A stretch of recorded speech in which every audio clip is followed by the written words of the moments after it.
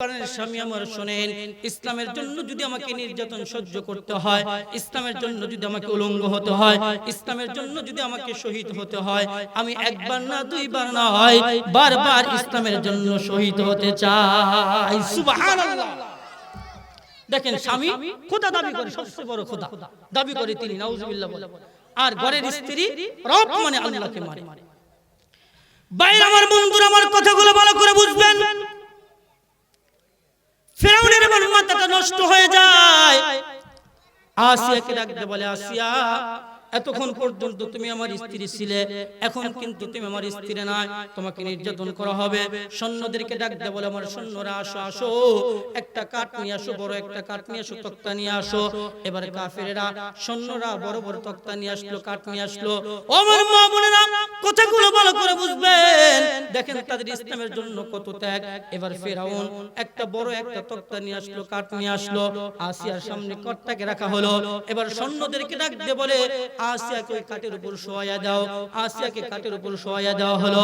এবার আসিয়ার ডান হাতটাকে এমন ভাবে সরানো হলো, হযরত আসিয়া রাদিয়াল্লাহু আনহার ডান হাতের মধ্যে পেরাক মেরে দিল।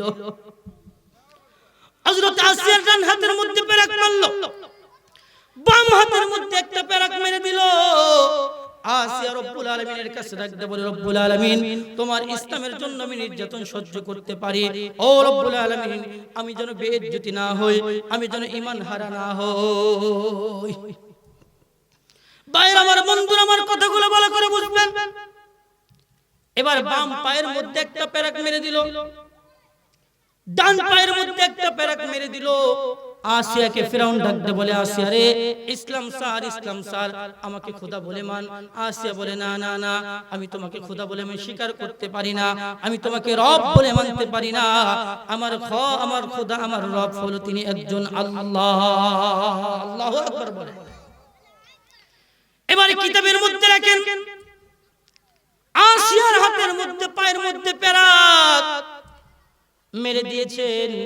এবার আসিয়ার চামড়াগুলো চাকরি দ্বারা, ছুরি দ্বারা, চাকু দ্বারা চামড়াগুলো, জীবিত মানুষের চামড়াগুলো সুলাইতেছে।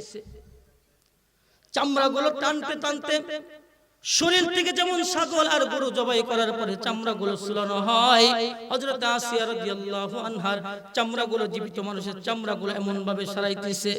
আসিয়া রব্বুল আলামিনকে ডাকতে বলে, রব্বুল আলামিন, ও আল্লাহ, তোমার ইসলামের জন্য আমি এর থেকেও বড় নির্যাতন সহ্য করতে পারি, এর থেকে বড় নির্যাতন আমি হতে পারি, কিন্তু আমাকে ঈমান হারা করিও না। সুবহানাল্লাহ। হযরত আসিয়া আল্লাহর কাছে দোয়া করলেন, রব্বুল আলামিন, ইসলামের জন্য জীবন দিতে পারি, ঈমান দিতে পারি না, ঈমান হারা হতে পারি না।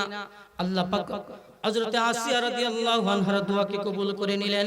এবার আসিয়া রাদিয়াল্লাহু আনহুকে এমন নির্যাতন করতে করতে দুনিয়া থেকে তাকেও শহীদ করে দেওয়া হলো। দেখেন, শহীদ হয়ে গেল কিন্তু ঈমান হারা হয় না। এই মুসলমান, কথাগুলো ভালো করে বুঝবেন। ফিরআউনের আরেকজন দাসী, তার সম্পর্কে আমরা জানি। দেখেন তারা ইসলামের জন্য কত ত্যাগ করছেন। তার নাম হলো লাশেতা। কি নাম বলেন? লাশেতা এক প্রভুর ইবাদত করে, এক আল্লাহর ইবাদত করে। এবার ফিরআউনকে রব মানে না, তার ঘরের মধ্যে গোলামিয়াতি করে, দাসী পানা করে, তার মেয়ের চুল আশ্রিয়ে দেয়, ফিরআউনের মেয়ের সেবা যত্ন করে। এবারে ফিরআউন যখন শুনলেন লাশেতা ইসলাম গ্রহণ করেছে, এবারে ফিরআউন লাশেতাকে ডাকতে বলে, ও লাশেতা, তোমার সম্পর্কে শুনলাম তুমি নাকি ইসলাম গ্রহণ করেছো।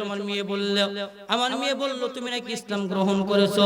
এবারে ফিরআউনকে ডাকতে বলে, হ্যাঁ হ্যাঁ হ্যাঁ, আপনি যা শুনছেন সত্য শুনছেন। আমি আপনাকে প্রভু মানি না, আমি প্রভু মানি আসমানের মালিক এক আল্লাহ। সুবহানাল্লাহ বলে। এবার ফিরআউন লাশেতাকে ডাকতে বলেন, লাশেতা শোনো, তুমি যদি ইসলাম না মানো, ইসলাম যদি না ছাড়ো, আমাকে প্রভু যদি না মানো, আমাকে রব যদি না মানো, তাহলে তোমাকে মৃত্যুদণ্ড দেওয়া হবে। তোমার কোলের মধ্যে ছোট্ট ছোট্ট দুইটা মাসুম বাচ্চা রয়েছে, একে শহীদ করে দেওয়া হবে, একে হত্যা করা হবে। বিশাল ঘটনার সময় সংকীর্ণ, তাই তো সংক্ষেপে বলে যায়। এবার লাশেতাকে বলে, তোমার ছোট্ট মাসুম বাচ্চাদেরকে শহীদ করে দেওয়া হবে। ফিরআউন মনে করেছিল মা তো সন্তানের জন্য বেশি ত্যাগ করে, বলেন কথা ঠিক কিনা? হয়তো সন্তানের কথা বললে ইসলাম হারা হয়ে যাবে, ঈমান হারা হয়ে যাবে। যাবে। এবার রাশেদা বলে না না না, ইসলামের জন্য আমার একটা দুইটা সন্তান নয়, আল্লাহ যদি শত শত আমার সন্তানকে দান করে এই সন্তানদেরকেও ইসলামের জন্য দিয়ে দিতাম। সুবহানাল্লাহ বলে।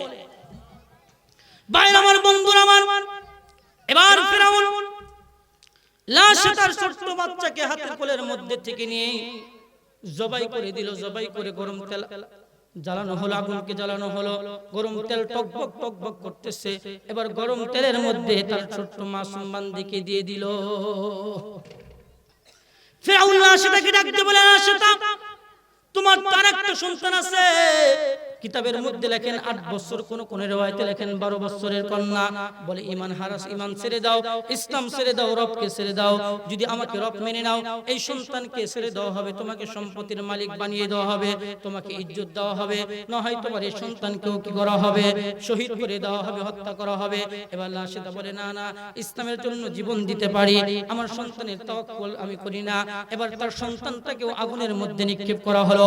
ফিরআউন এবার ডাকতে বলে, তোর সন্তানকে দেওয়া হলো, এবার তোকে যদি আমাকে না মানুষ তাহলে তোকেও কিন্তু গরম তেলের মধ্যে দেওয়া হবে।